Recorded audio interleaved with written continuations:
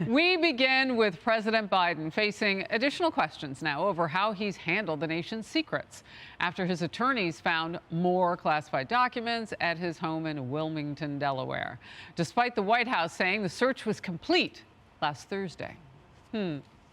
Rapid developments here is what we are looking at so far. November 2nd, just days before the midterm elections, 6 days.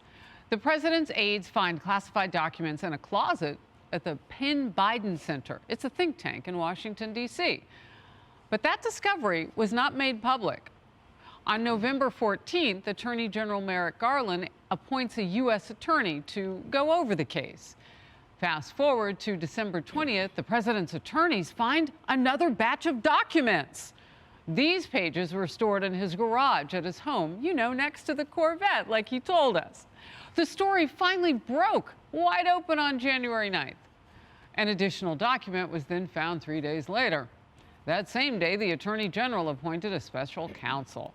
2 days after that, more documents surfaced in Wilmington. Some Democrats are staying silent on all of this, while others are publicly speaking out, including surprising comments made by Congressman Adam Schiff. You raised the possibility of this national security assessment. Is it possible that national security was jeopardized here? I don't think we can exclude the possibility without knowing more of the facts. We have asked for an assessment in the intelligence community of the Mar-a-Lago documents. I think we ought to get that same assessment of the documents found in the think tank as well as the home of President Biden. Yeah, because you don't know what's coming next, so you better be fair. Last hour, Republican Senator Ron Johnson told me this in Focus. This is obvious that President Biden has certainly broken the rules. He should have known better. Incredibly hypocritical. I mean, you heard his interview with CBS talking about how he just simply can't understand how somebody could be so irresponsible when he's talking about President Trump. What does he think about himself? Actually, last hour, former U.S. Attorney Brett Tolman told me it isn't the rules that the president broke, it's the law. Yeah. What we have here is not an inadvertent, and that inadvertent defense doesn't work. He's broken the law, clearly under U.S. code, and no matter what, they can't avoid that. By the way, to Adam Schiff, who suddenly has found his moment, don't believe him, because if you go back for years, what do you have are his constant statements on Russia collusion, intelligence, other lies that he's actually told. So dismiss him and go back to the facts. This is not about when they found the documents. This is about what happened prior to that. And I don't want to wander down the Hunter Biden thing, but we have to put another aspect of this in there. For a while, in one of his drug-fueled periods, Hunter Biden was a resident in the residence.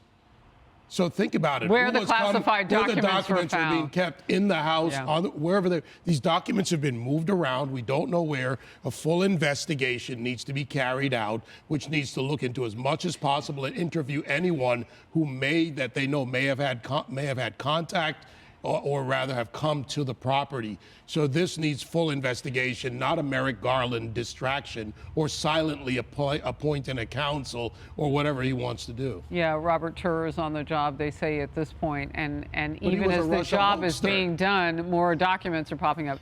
You know, you didn't say it out loud, but you sort of indicated it isn't just that the documents, David, were moving around while they were at the Penn Biden Center, like, well, who moved them there? And then attorneys came and moved them someplace else, and what, they moved them to more than one location? But what about that house? Because we found out that at least, well, other documents, they weren't all in the garage. Some of them were in an adjacent room. Well, did they recently get moved there? They certainly didn't walk there. This is why we need, if I may quickly, why we need a full one, not a raid like Mar-a-Lago, but a full examination of premises followed by people who were there and them being asked questions by the FBI and the DOJ or whatever intelligence agency needs to be involved based on what was in documents relating to Iran, UK, China, and the Ukraine. So when we look at all of this, this needs to go further, and a full investigation asks all those questions from the day they left the White House to the day they were Sandy Burgered. Yeah, but why not a raid, though? I mean, Merrick Garland already laid down the precedent for how you handle Well, we already know about this one. No, but so why not a raid, right? And not only that, but they withheld this information from the public since November 4th, when allegedly the Department of Justice was made aware of this. So why not a raid? Well, the only thing is the surprise is gone, Lisa. That's why I'm saying, why not a raid? The surprise is gone. And I do want to go down the Hunter Biden trail as well, because Joe Biden does not deserve the benefit of the doubt in this. This is a guy who told us he didn't talk to his son about the business dealings. Turns out he's the big guy getting 10%. And you look at, reportedly, these documents had to do with Ukraine, found at the Penn Biden Center, which is a Chinese-backed think tank, 2 countries that his son and his family had business dealings in. And not only that, but when he was the vice president, he helped grease the wheels. He helped grease the wheels by flying Hunter Biden on Air Force 2, shaking the hands of a business partner there, helping grease the wheels in China, and also getting the prosecutor general fired in Ukraine, who was investigating Burisma. And, you know, we were told by the media there's nothing to see there, but obviously there's something to see there. So I would love to know which documents were found and if this was part of his influence peddling operation. Well, and if I could follow up with you, Lisa, on the possibility of a raid, and I don't want to call it possibility because we don't know if that will come, but on some people calling for a raid like this. You know, last Thursday, the press secretary told us that the search was over. Well, that wasn't right. And so are there other places where they're fanning out? NBC News had reported through its sources last week that staff and teams were told to keep looking, go looking. Where are they searching?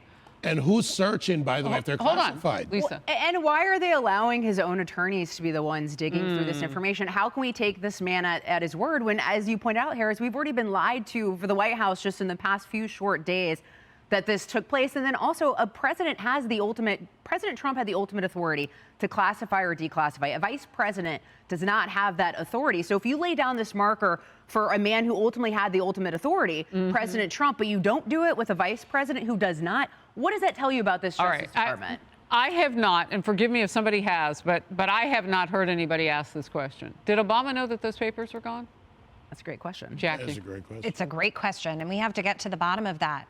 What the yeah, we do, because he could have declassified them, but Biden couldn't. Right. What the origins of this were, what the content of the papers were, why they left and ended up where they did in these various locations, and also the access.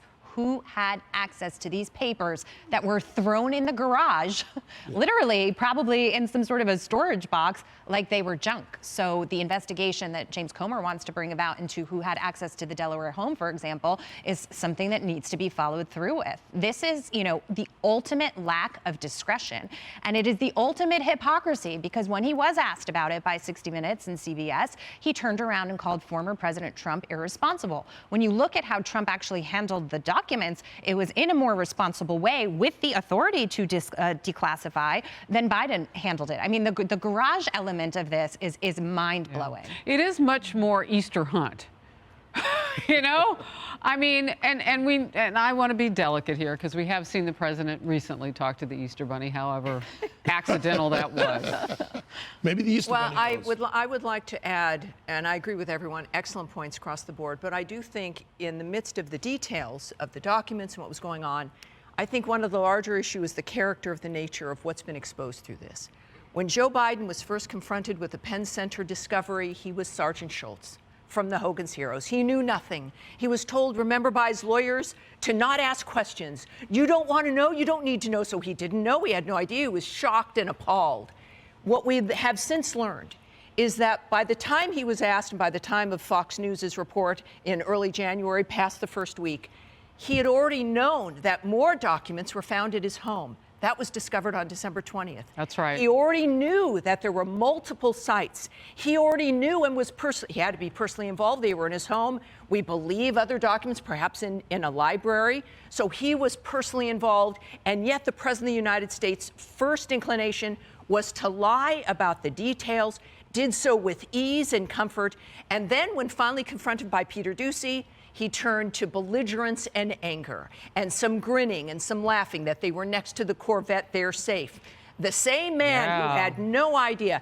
This has to be translated to every serious issue in the country. Afghanistan, the economy, the border, everything we're facing. That is what we see here, is the lack of character, the willingness to lie, the pathological nature of it, and the ease with which it was done.